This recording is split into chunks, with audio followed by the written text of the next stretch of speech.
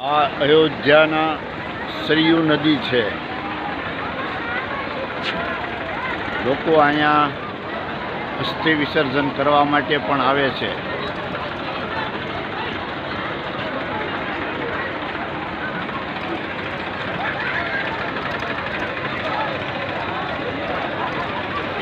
સરયુ નદી અયોધ્યા,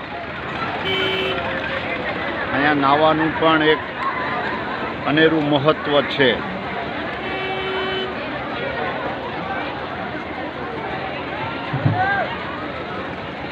આ સરયુ નદી કિનારાની નાની નાની માર્કેટ,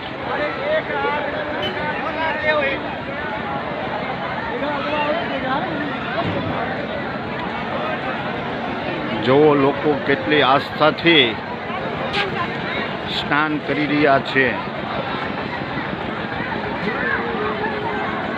ખાસ